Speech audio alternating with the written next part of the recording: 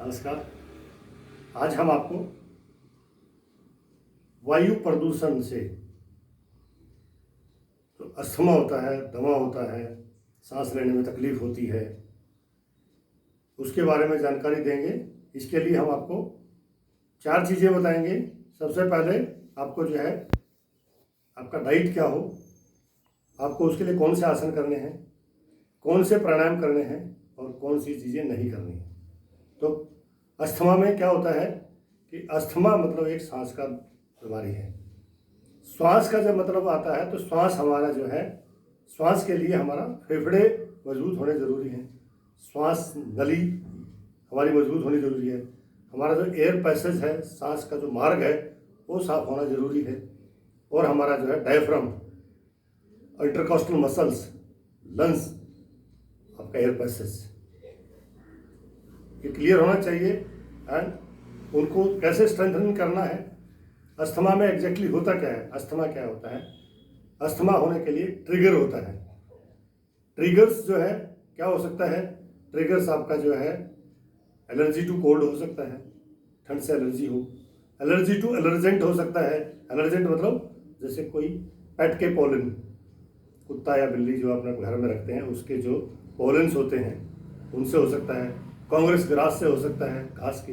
Allergy to herbs, आपको जो है एलर्जी टू आपका फूड एलर्जी हो सकता है, किसी को मछली से एलर्जी हो सकता है, किसी को अंडे से एलर्जी हो सकता है, किसी को गेहूं से एलर्जी हो सकता है, किसी को दही से एलर्जी हो सकता है। तो आपको पहले क्या करना है कि आपका जो एलर्जेंट है जिससे आपका अस्थमा ट्रिगर्स होता है उसके बारे में आपको आपका पता करना है, और जब आपको पता लग जाए तो उससे बचना है। तो अभी जो है हमने बताया कि अस्थमा में होता क्या है।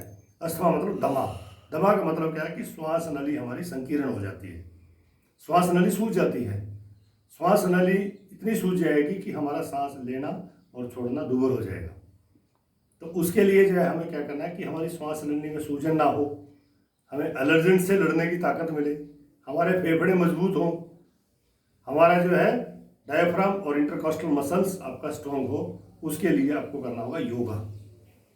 योगा जो है आपका जो है स्ट्रेस को रिलीज करने के लिए, अस्थमा में स्ट्रेस जो है सबसे ज़्यादा मतलब रिलीज करना जरूरी है। तो हमें स्ट्रेस का रिलीज करना है, फेफड़ों को मजबूत करना है, एयर पैसेज क्लियर करना है और एलर्जेंट से लड़ना है। तो कैसे करना है, सबसे पहले मैं आपको बताऊंगा कि इसके लिए आपको योगा इसमें कैसे मदद करेगा। तो योगा के लिए इसके लिए आपको जो है 5 जो है योगा पोज जरूरी है।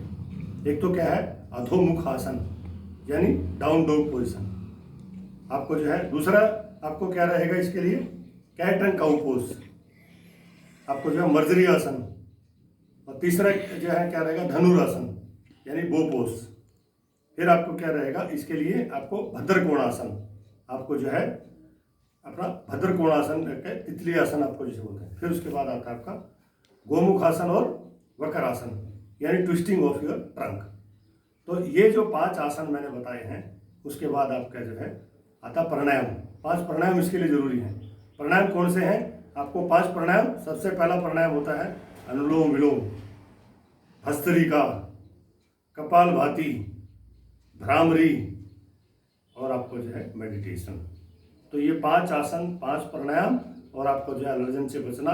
और डाइट में आपको क्या लेना है, हल्दी वाला दूध, अदरक, दालचीनी, शहद और तुलसी डाल के, अदरक डाल के आप जो है थोड़ा हल्दी डाल के काढ़ा बना के पी सकते हैं।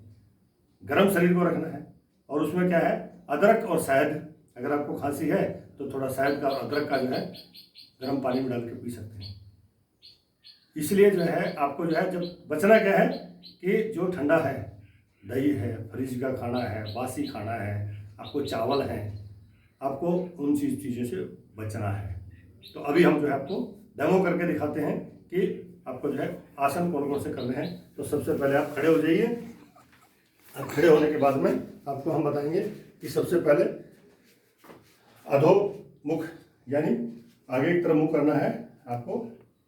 Down dog position, down dog position मतलब सीधा दोनों हाथ ऊपर दिए और आगे की तरफ आप जो है लंबर रीजन से झुके, पाद हस्तासन की तरह से झुके। ऐसे झुकने के बाद तो फिर अपने पैरों को खोल दीजिए, आगे की तरफ, जितना उसके नीचे, इससे क्या होगा, आपका फेफड़े के अंदर ऑक्सीजन ज़्यादा आएगी, आपका ब्लड सर्कुलेशन ज़्यादा आएगा है।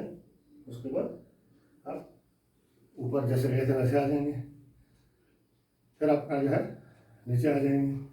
तो ये जो आगे है, और फिर अर्धचक्रासन पीछे की तरफ अपना लेके और ऐसे घूम के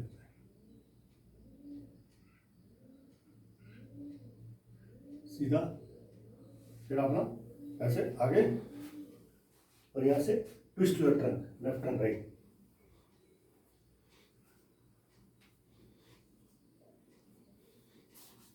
फिर आगे लेफ्ट सेंटर राइट, ऐसे आपको जो है आपको श्वास के साथ ले जाइए और फिर ऊपर आके खड़ा हो। ये तो आपका हो गया पद्मासन। फिर आप जो है हम बैठ जाइए, और बैठ के आपको जो है करने हैं क्या, आपको पहले आपको करना है भद्रकोणासन। तो पहले दंडासन में बैठ जाइए, सीधे कमर सीधी, गर्दन सीधी, और आपको ऐसे करके लंबा, और आपको जो है लोकस स्ट्रेट, नेक स्ट्रेट, बैक स्ट्रेट, पेट को पीठ से मिला लीजिए, गर्दन सीधी कर लीजिए, कमर सीधी कर लीजिए, और दंडासन। ये भी बहुत बढ़िया आसन है आपका फेफड़ों के लिए मजबूत करने के लिए। उसके बाद दूसरा आसन है आपका गोमुखासन। गोमुखासन के लिए अपना पैर उठा लीजिए, और दायां पैर के नीचे से बायां पैर, और फिर ऊपर से बायां, और फिर इसको ऐसे घुटने दोनों सीधे, right hand up, left hand down, और यहाँ से फिर करेंगे कपालभाति।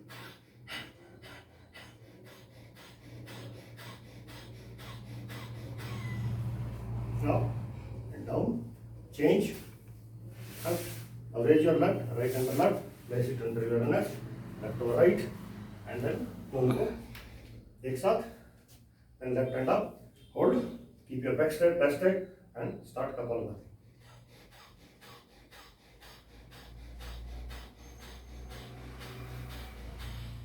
बहुत बढ़िया आसन है, इससे आपके फेफड़े मजबूत हो जाएंगे, इंटरकॉस्टल मसल हो जाएगा, डायफ्राम मजबूत हो जाएगा, आपका जो डाइजेशन सही रहेगा, और आपका स्ट्रेस भी ऊपर और नीचे डाउन। अब करेंगे हम जो है twisting of your trunk, that is Vakrasana. Hold your right leg, hold your ankle, and change back and kapalbhati twist.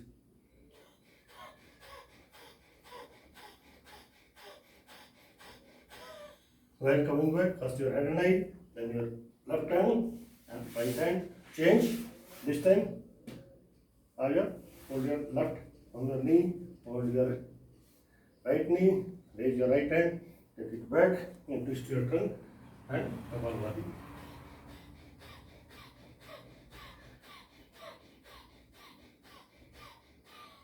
Head and eye front and back, and now for Bhadrasana. Hold, एड़ी पंजे तलवे अपने मिला लीजिए, touch your finger, hold your toes and keep your back straight, और अपना सांस छोड़ते हुए पैर आगे की तरफ झुकेंगे।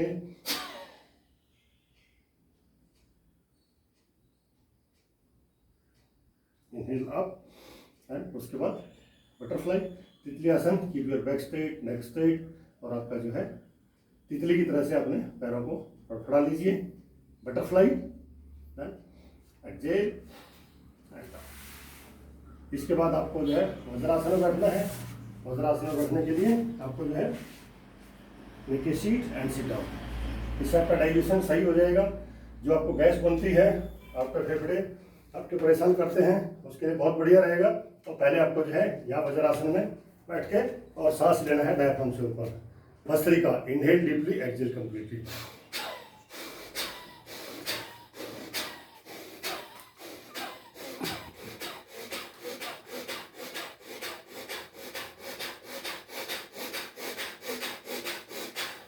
चेस्ट ब्रीथिंग आपका जो है लेना है, फिर आपको लेना है abdominal breathing, that is kapalbhati.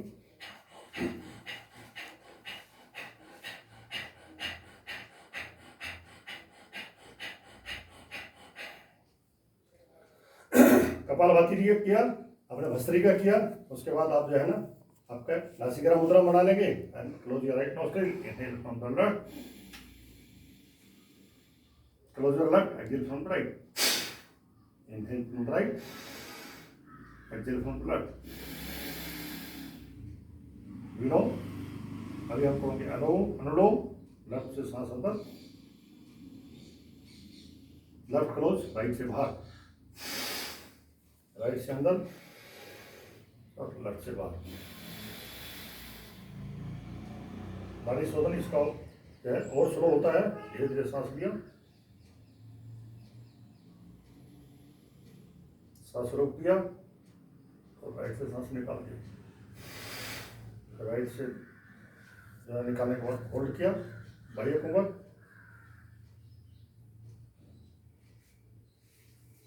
पूरक, अंतकुंभक, रेचक, बाह्य। संस्कृत की भाषा में पूरक ईड़ा से, अंतकुंभक सांस रोक लिया, रेचक पिघला से और सांस बाहर रोक दिया। भाइयों, तो ये आपका हुआ बाह्य प्राणायाम। अपना जो है लंबा करा सांस और सांस छोड़ दिया।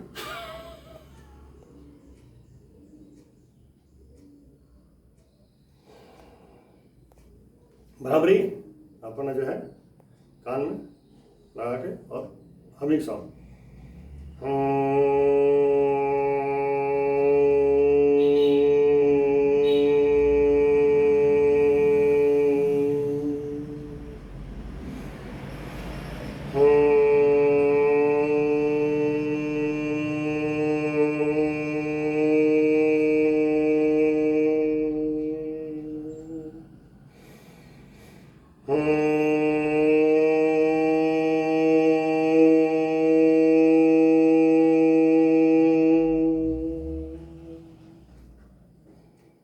अपने पैरों को खोल दीजिए और यहाँ से अपना शिशु आसन स्ट्रेस रिलीज करने के लिए